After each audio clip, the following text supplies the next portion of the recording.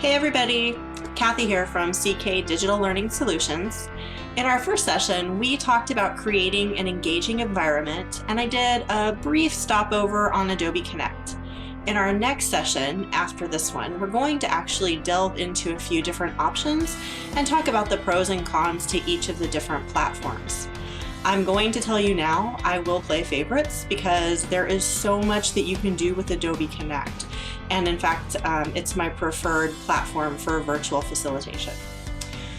So when I create content to be delivered for a virtual classroom, I do actually tend to build what I'm going to be doing. So activities, role plays, questions, anything that is going to be interactive, I plan those around the various Adobe Connect tools and options.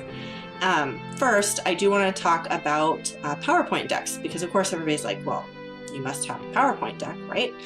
I do, and they actually have a very specific purpose in my training, and it's not to lecture or train or have agents read. There's no walls of text here. It's simply to frame the lesson. I build out a very robust facilitator guide, and that guide is meant for the trainer. It's meant for them to prep and practice, and it even contains enough specifics so that a new trainer could literally read it verbatim if they needed to. Of course, we don't want them to, because we don't want them to sound like they're reading a script. So it is meant to be more of a guide for them in what to say and then what to be doing when they say it. So let's go take a look. So now we're going to jump in and take a look at how I go about creating engaging content. So during the course of this session, we're going to talk about PowerPoint decks and facilitator guides, as well as Adobe Connect options. Next, we'll be talking about the different types of content that you can create. And finally, we're going to talk about the learner experience. First up is the PowerPoint deck and facilitator guide. So when I build a PowerPoint, I make sure I have some basic slides. The title, of course, this is where I introduce the topic, so I provide the time we'll be spending in the module, and I try to relate it back to what they've been learning, and of course, I always try to provide a with them, or what's in it for me.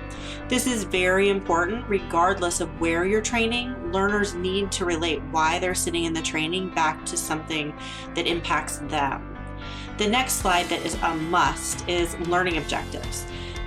All learners need to know what they're going to be able to do when they're done with the training. Be sure to write objectives as measurable results using action verbs. Shout out to Bloom's taxonomy.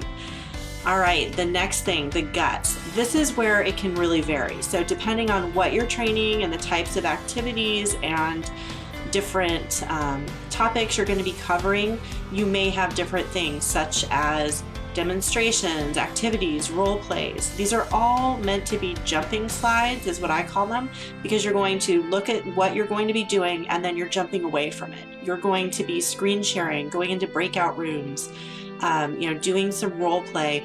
There's not going to be any more looking at that deck until after you're done with that particular activity. And then, of course, a debrief slide. Debrief slides are very, very important. And after any activity or role play especially, you want to debrief. What went well? Were there any questions? What else is there that we can answer? These slides are your reminder to go ahead and do that, to do that debrief. And then next, of course, is the summary. So once you're done with all the guts, you're going to go and recap the learning objectives. So now the learner should be able to make a full circle and come back around to understanding that now they do know how to do these things and they'll be able to do them in their job. Last but not least, I always add a question slide, and this is again kind of your reminder to ask any questions before wrapping up the module. Check your parking lot, make sure that everybody's taken care of before you actually move on to that next topic. I'd like to take a moment and just jump over to Adobe Connect and kind of preface this with before we talk about content. I want to show you some of the options in Adobe Connect that you can use when you're building your training, and this is why I do a lot of what I do. So here you can see Adobe Connect. move myself here. You can see Adobe Connect. This is the PowerPoint being shown here in this large window. This is just a basic sharing presentation layout. It shows my attendees, it has my chat. What I did want to show you here is that things like this, where we have the let's review. So in self-study, the learner would have gone through and learned about the types of questions and things that Disney Store guests might be asking, the tool that they can use to help answer questions, and then who is a target consumer for the Disney Store. So these are questions that they should be able to answer based on the learning that they did in their self-study. Now I have a lovely handy dandy review layout right here. Now I made these questions just to be fun, but you can see how you can create these poll pods, and then it offers that engagement level. So I can build my content to interact with the Adobe layouts. I'm also going to show you the call listening layout. So one of my other favorite activities to do in Adobe is to actually listen to a call. And this just has a few of the tools that I would have as a part of this engagement activity. So we're going to listen to a call. I've got the play option here. I have notes that say, you know, what I want them to do. So I want them to listen and tell me what they liked about the call, what soft skills they heard, if they heard empathy, and if they could do one thing differently, what would it be?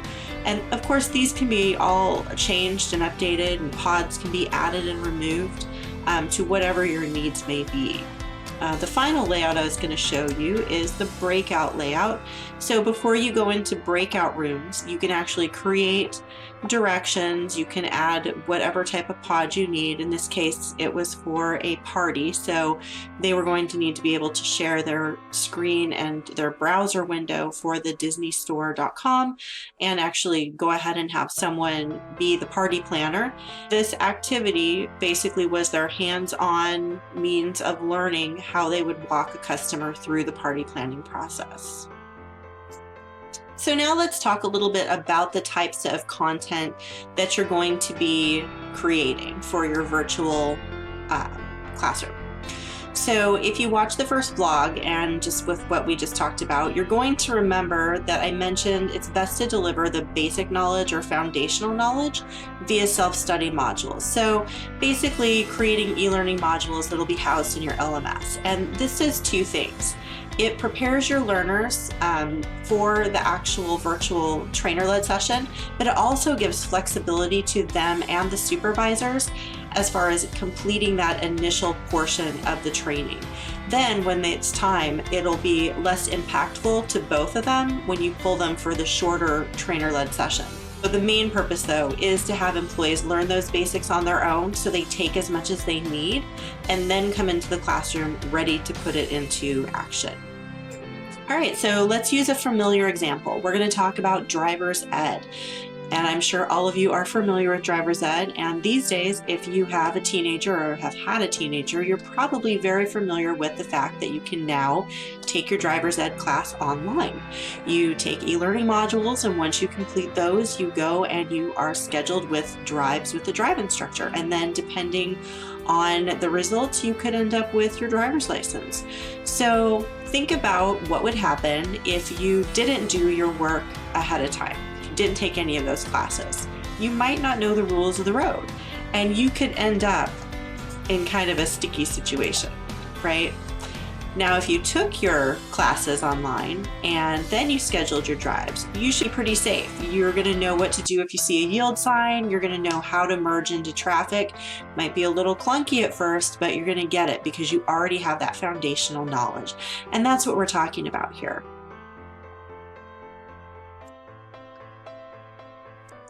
So when I'm talking about types of content, what I'm talking about for your virtual trainer-led session are the guts, the activities, the demos, the role plays, anything that you can do where you're going to have your learner engaging with others and having that peer-to-peer learning happening. what we talked about in our environments module a little while ago. So first of all, activities. These are one of the easiest and most effective things you can use in your virtual trainer-led class. One of the examples I'm going to give you is a new hire class. And this new hire class, they have a sales aspect and they need to know about the products that they're selling. So a really easy and fun activity to do is that once they've completed that self-study learning, so they know what the products are, they've learned the features and benefits, they know where to go in their tools or the website to look at the different products, we assign them a small group activity where they work in teams of 3 to 5 and they have to build and create a commercial. It can be a static flyer, it can be an audio radio commercial, or it can be a video commercial. We give them some free tools to use outside of the classroom, such as Powtoon or PowerPoint, anything that they have access to that's free. They go ahead and they have a set amount of time that they have to create their commercial. The learning happens when they're building their commercial, and it also happens when we come back for the debrief, because then everybody shares their commercial and each commercial is on a different product. So the opportunity there is for them to learn from each other and also to learn through doing, and it provides them an exciting and fun way to do that. Another activity that I think is a lot of fun is a scavenger hunt, but it's kind of a scavenger hunt on steroids because I make it a competition. So I, again, use small group activities. We go into breakout rooms in Adobe. I give them the scavenger hunt list and then I set a timer. And the goal is to see which team can get done first, or if nobody gets done, which team got the most done. And then of course the debrief is spent actually going through and looking at the answers, answering questions, locating ones that weren't located by any group, and so on and so forth. So finally, I just want to emphasize that when you're creating engaging training for virtual delivery, the goal is all about that learner experience. Because remember, we want them to engage and then learn through that engagement. So we want to pull the information from them. We don't want to be pushing it out in the lecture. Let the learners drive the demos. Don't do it yourself unless there's a reason that they can't. Whenever the opportunity is there for someone other than you as the trainer to be driving the course, you need to remember to sit in that side seat and let the driver take the wheel. You have the emergency brake and you have, your knowledge to help them and guide them if they get to where they're not sure which way to turn. Developing content is no easy task, but it can be very rewarding. It's important too that once you've done all this heavy lifting, that your work is implemented correctly. While you need to always conduct a train the trainer, it's essential when you're creating and running virtual training. You want to leverage the tools in your virtual classroom, such as poll pods, drawing tools, breakout rooms, and webcams while you're creating. Remember that your goal is to engage so that learners learn. As you're writing content, be sure too to give specific and well-written directions in your facilitator guide. The trainer needs to have that information on things such as group size, where to conduct the activity, how long to plan for it, and any questions that need to be asked during the debrief. Make sure that during your T3 that you do teachbacks, especially on any complex activities. Be sure your directions again are clear and that the intent is understood, and that they're referencing those jumping slides in the deck. Finally, evaluation. Don't forget to run your evaluation as your pilot's being run so you can look for measurable results.